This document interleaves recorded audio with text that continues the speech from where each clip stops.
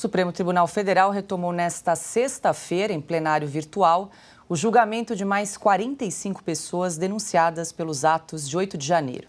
Este é o 8º bloco de julgamentos sobre o caso. Os ministros terão até a próxima segunda-feira para votar.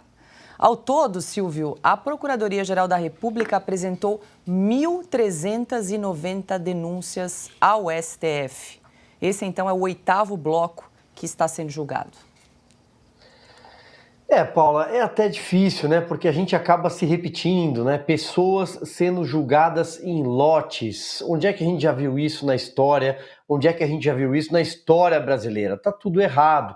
E pior ainda é pensar que essas pessoas devem ter alguma condenação aí, enfim, alguma condenação se avizinha. O destino delas não parece ser bom, porque elas vão ser punidas por um golpe de Estado que não aconteceu. E muitas delas estavam ali naquela tarde que ninguém gostaria que tivesse terminado da forma como terminou, e chegaram depois, né? Muitas delas estavam ali fazendo outra coisa, foram embarcadas em ônibus, de repente estavam dentro de um ginásio da Polícia Federal e de lá na Papuda, no caso dos homens, na Colmeia, no caso das mulheres. Enfim, esse deve ser o saldo do dia 8 de janeiro, porque o Supremo Tribunal Federal e aparentemente a Procuradoria-Geral da República segue o mesmo curso, segue a mesma linha, parece estar tudo muito bem já delimitado, quer culpar essas pessoas por um golpe de Estado que não aconteceu no Brasil. Não era disso que se tratava.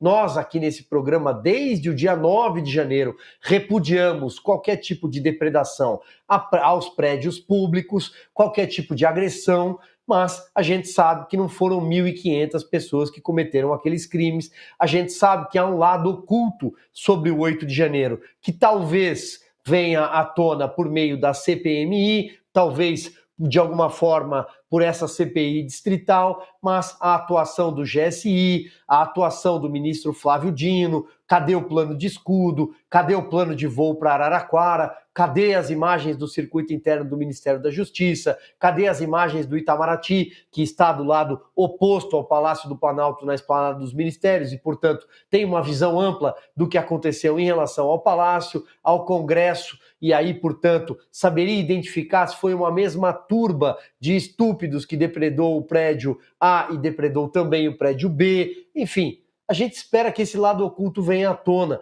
e que, de alguma forma, quando tudo isso passar, isso seja um capítulo, uma página a ser esquecida na nossa história, tanto do ponto de vista da atuação do Supremo Tribunal Federal, quanto também de algumas poucas pessoas que, de alguma forma, colocaram numa bandeja, né, numa mesma bandeja, a direita brasileira, e tudo que está acontecendo hoje é resultado disso, Paula. Enfim, aguardar. Eu ainda acredito no tempo, talvez por otimismo, porque eu acho que os fatos são teimosos, eu acho que cedo ou tarde a verdade aparece, e aí vou repetir aquela analogia que venho usando e que escutei do senador Espiridião Amin há 2 semanas no Congresso Nacional. A água é muito forte, a represa, às vezes, se você tenta colocar tanta força, ela vaza pelos lados, e aí lá na frente tudo faz sentido.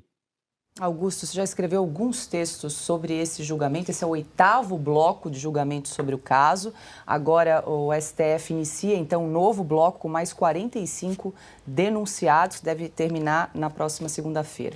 Eu sou preconceituoso, como eu digo, né? Eu tenho preconceito contra cínicos. Eles estão batendo algum recorde de cinismo. Esses integrantes, esses ministros, não são juízes, do STF, passaram anos defendendo, né, com reverência, aquele olhar de canonizado ontem, defendendo o devido processo legal, direito de ampla defesa do Lula e dos que se opõem ao Bolsonaro.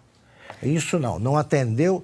Como julgar em Curitiba os bandidos que foram pegos pelo juiz de Curitiba, mas a repercussão foi nacional e a Petrobras não fica em Curitiba, então vai para Brasília e acaba o processo.